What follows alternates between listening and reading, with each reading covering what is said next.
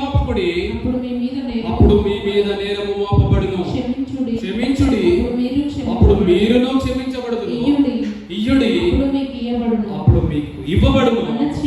అణచి కుదించి దిగజారునట్లు నిండు కొలతను మనుషులు మీ ఒడిలో కొలుతురు.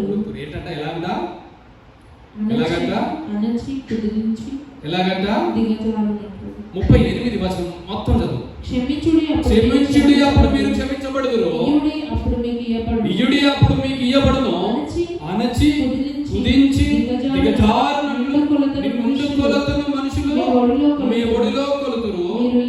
మీరు ఏ కొలతతో కొలుతురో ఆ కొలత బట్టి మీకు మరలా కొలవబడునని చెప్పాను. హల్లెలూయా, హల్లెలూయా.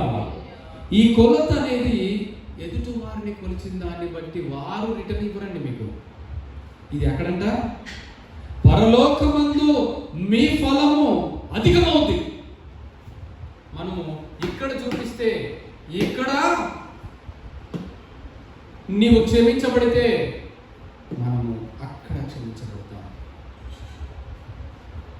నువ్వు ఇక్కడ ఏదైతే చేస్తావో దాన్ని అక్కడ పొందుకుంటావు.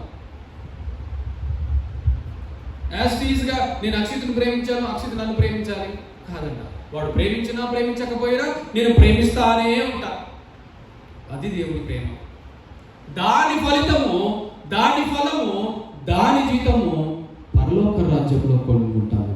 లేదా వేరొక రూపంలో దేవుడు దాన్ని నీకు అనుగ్రహిస్తాడండి. హల్లెలూయా. నువ్వు ఇక్కడ పొందుకోకపోతే, నువ్వు ఇక్కడ దాన్ని పొందుకొనకపోతే దేవుడు వేరొక చోట దానిని కోసుకుంటాడు.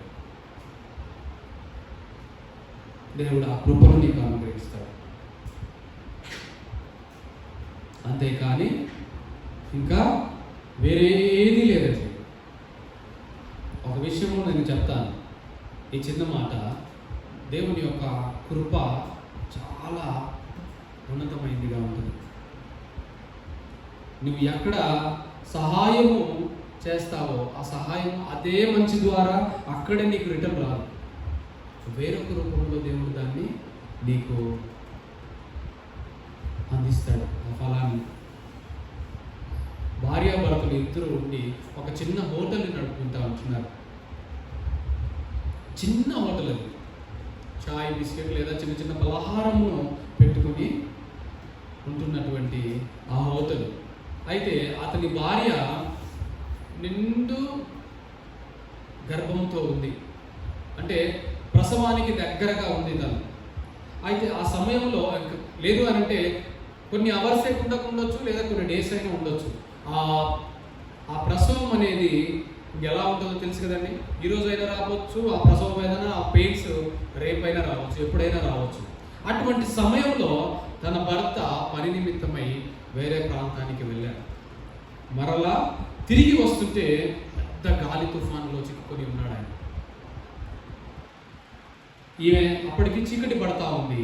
ఈమె ఈ హోటల్లో ఒక్కతే ఉండింది. ఆయన రాలేదు, ఈమె ఇక్కడ ఒక్కతే ఉండింది. బాగా తుఫాన్లో ఆయన ఇరుక్కొని చాలా అతి కష్టం మీద వచ్చే ప్రయత్నం చేస్తూ ఉన్నాడు.